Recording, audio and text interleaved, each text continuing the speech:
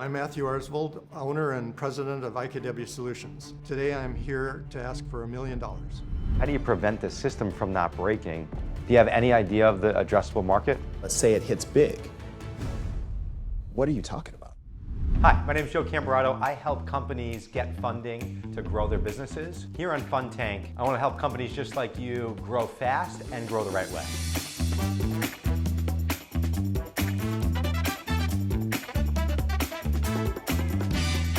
Hi, I'm Bianca D'Alessio, founder of the Masters Division at Nest Seekers International and #1 top producing real estate broker in New York City.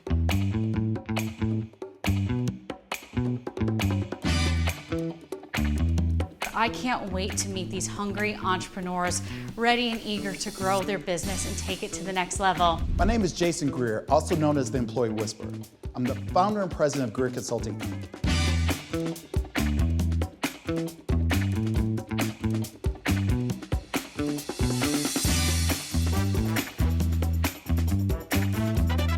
People come to Fund Tank looking for money.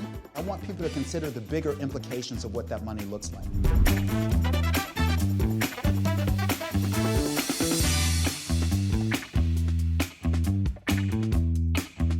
Fund Tank is presented by National Business Capital.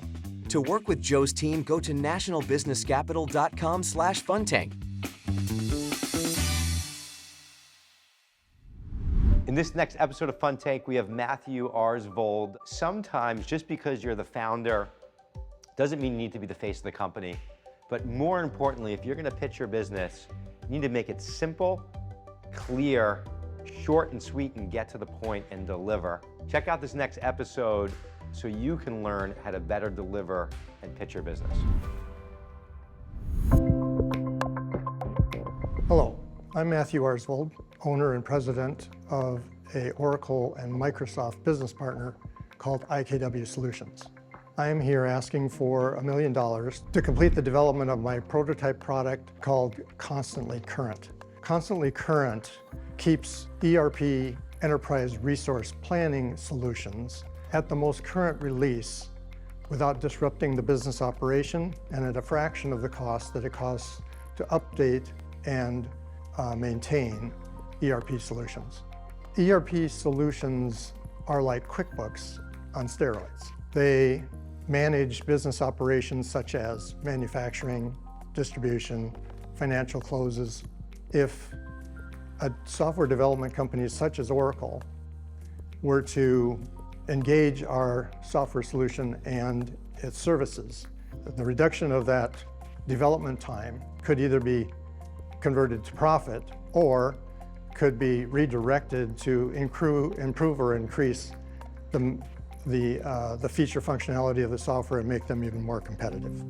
All right, well, welcome to Fund Tank. I think I was following what you're saying. I'm familiar with ERP systems and definitely familiar with the challenges with software upgrades. We streamline and simplify manufacturing, capital asset management, payroll, human resources. The challenge always with ERP is, does anyone know what I'm talking about? How much revenue are you currently doing? This year we are targeting 1.4 million. Okay. What did you do last year? Somewhere near 700,000. Double-digit growth, that's good. How many employees do you have? We have about 25 full and part-time consultants that work for us. When did you start the business? Well, I got into the business in 1987. In terms of this particular legal entity, it was founded in 2017. There was a time when I was a project manager for heavy highway construction companies. And the owners of the company would come back and ask why my projects are always under budget and on time. And I said, well, it's because I use computer systems to keep track of what the project is doing. I found out that I was extremely good at this. Is there any debt in the business? Is there any debt? Yep.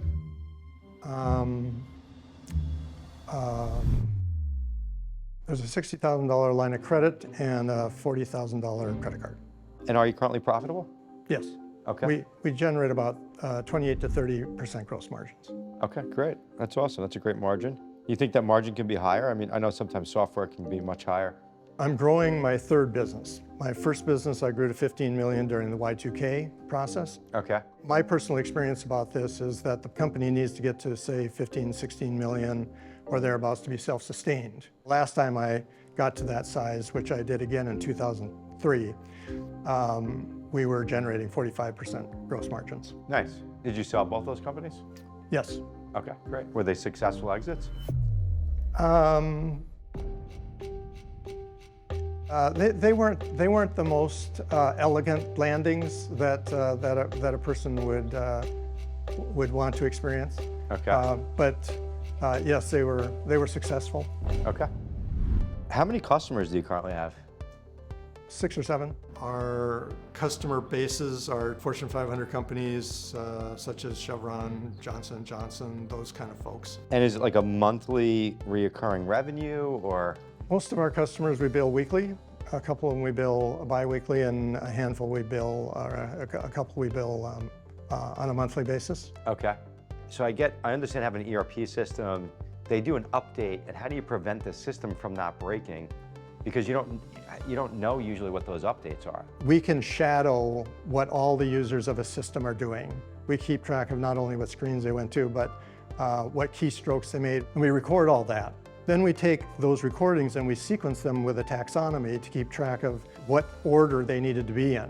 Now, all those recordings can become a test cycle.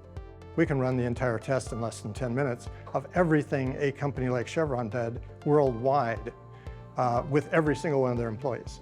Well, So now the system goes through all that and automatically finds all the bugs. And we're not trying to test every single scenario. We're only trying to test every scenario this customer has. is running, yeah. Yeah. Yeah, You didn't hire them to test software. You hired them to get their job done. yeah, yeah, yeah. And so now the system is doing all of this work instead. So you need $1 million. What is $1 million for? 3 or 4 years ago, I had a customer that was willing to pay me to build the prototype. So I built the prototype for him and confirmed that this process does work. I took the amount of the time and effort it would take to develop it ×2 and ended up with $650,000. So the $350 then is the marketing that would be required to find the customers who would be willing to go from the beta software and service to the production software and service. And so $350,000, and then is for marketing. Right, And the $650 is to complete the build of the software? right. So I thought it was built already. There still needs more The building. prototype is built, but the prototype only works for one customer. So Okay. in order for us to build the infrastructure necessary to tackle hundreds, thousands preferably, tens of thousands of customers, that's a whole different architecture. How do you know in creating this prototype, Yes. how do you know there's a demand for it in the market? And let's have some fun here. If you're going to scale, let's say it hits big, Yeah. who's going to explain it to the market? Because I'm listening to you, Yeah. bro. Yeah. You're not. I'm You're going to have making to a lot hire of them. sense. I'm going to have to hire a You're making marketing a lot of person. sense to yourself. Yeah. But talking to a non-technical person, Right. what are you talking about? It's a very complicated topic to try to explain to, let's say, to lay people in a 30-minute window. If I can demonstrate the 3 companies that would sign up for the beta, then you've got, let's say, a sampling of the kinds of organizations that would say, yes, I want this product. Okay. Right? I do believe that for $5,000 you can prove something, right? Right. But this concept is pretty darn big to prove with $5,000 worth of exploration. In all cases, some sort of financing would be helpful. Yeah, but any financing, affordable or not, if you don't have the right plan to execute it, if you borrow money and don't drive the revenue, Right. the profit, it doesn't matter whether you have a low rate or high rate, whether it's longer term or short term, it just becomes debt. Right. And if you're not generating more money, it's still debt, and it's there. It's an anchor. You don't want one of those. I get all the backstory. Okay. This is built. Is it an annual reoccurring software? And roughly it's a how- monthly. Is there a set price per user, per use case? Like, is there a formula to get to that, or is this just like, it's gonna cost you this much per month, per year, and this type of annual agreement?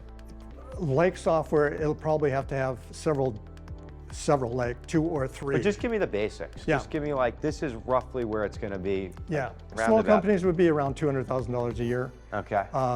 Medium companies, probably in the 600,000 a year. Okay. And large companies, let's give it a range, $1 million to $3 million a year.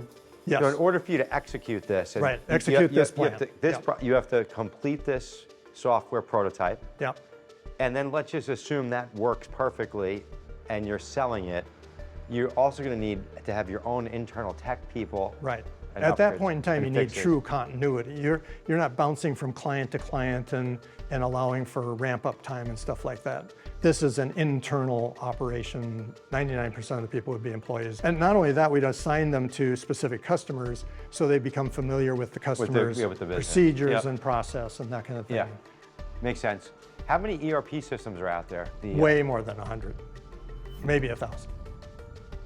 So, I think there's I mean, more than 1,000. Well, you think like, if you took No. like NetSuite. I'm saying, how many companies? What's the market? Do you have any idea of the addressable market? More than 100,000.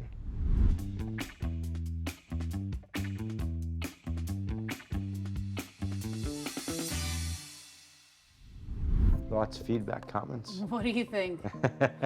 You guys a little lost? I have no idea what he said. Yeah. I understand the basic elements of the business. Unless I'm wrong, he's basically talking about funding a prototype. I'm following like the end result. Like I get what it does. I'm just not clear on how $1 million is going to get him there. Right. Like there's not a clear path. Yep. There's a lot of variables. There's a lot of unknowns. I think there's still just work that has to get done in order really to execute and deliver on this. And I just don't know, his business today couldn't support $1 million in debt.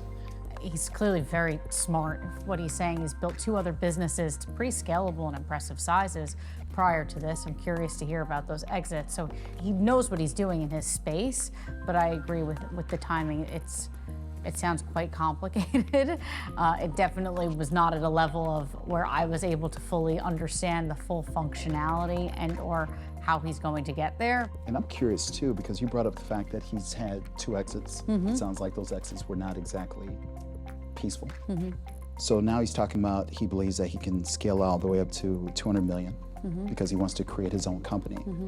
What happens in terms of his leadership style and his ability to get along with people when he built his company to 15 million, what caused them to basically say, get out, however that looks. Now you're talking 200 million, you're talking more employees, more bodies. With his personality, how does that play? I don't have a good feeling about that. It seems like there's probably a real need here, but if there's such a need, why aren't people throwing themselves at them Yes. to fix this and solve it? That's where I'm a little lost. There's a lot to talk about. I get tech, I understand tech builds. If you're not in tech and fully get tech, it's very hard for people to follow, what you're talking about, what you're doing. Your business right now, I just don't see how it could support $1 million. The ask was $1 million. I'm just not clear on the execution of that money, and I really feel like if you loaded up your company with $1 million right now, it would be very stressful in the company. You'd be over leveraged, and the company's just not in a place to be able to support it based on the numbers that you gave me, based on those gross margins, but also based on like how you would go and execute it. There's just too many unknowns and variables. You might be able to do like 250,000 to maybe 500,000. I'd really have to dive into the business for just working capital and tech builds. You can use it for that. I'm all about helping people with debt and utilizing debt in order to get to a great place and then deciding maybe to exit or take on some equity. It really just seems like you really need like an equity partner that understands what you're doing, that believes in it, that is clear on the addressable market. It just seems like there needs to be more work done here. Those products have a time and a place when it's like, I'm gonna borrow this money, I'm gonna go buy this and sell this. I'm gonna go do this, and this is gonna happen. I'm gonna make X, Y, and Z, and you do the math and it makes sense. But in this situation, you would need something really long-term, but you still have to go build and figure this out.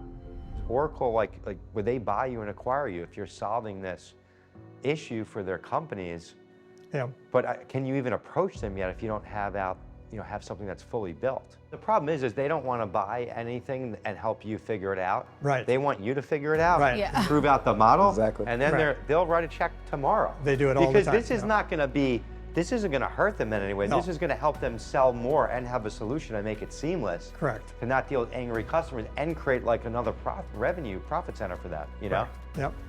Listen, you know your business better than anybody. You know what you've got here better than any of us could understand, and probably a lot of other people. So these are the risks that you're going to have to figure out and to take. I also think you need to make it clear and concise. Yeah. Most private equity and venture capital guys aren't like so technical. They're money guys. Right. All they care about is numbers and money. Return, right? So addressable market is this. I figured out this. If we go and get this amount of customers, I can make this, which would equal this type of profit margin. And with this investment, I can Got go it. make all that happen. I see what you're saying. If that's not like 2 minutes, Right. all They're those gone. guys are lost. They don't want to hear Yeah. it. And they get pitched all day. You got to start like what the end result would be and work your way backwards, but make it really simple. Just dumb down the terms and keep it simple. You really have to like cut through the noise right now and be really, really clear. Yeah. Well, I appreciate you coming out today. I was very pleased with the feedback. In terms of explaining technology, I knew it was going to be tough, but Joe went out of his way to relate to what we were trying to do. I certainly got some clarity as to where my business should focus its attention.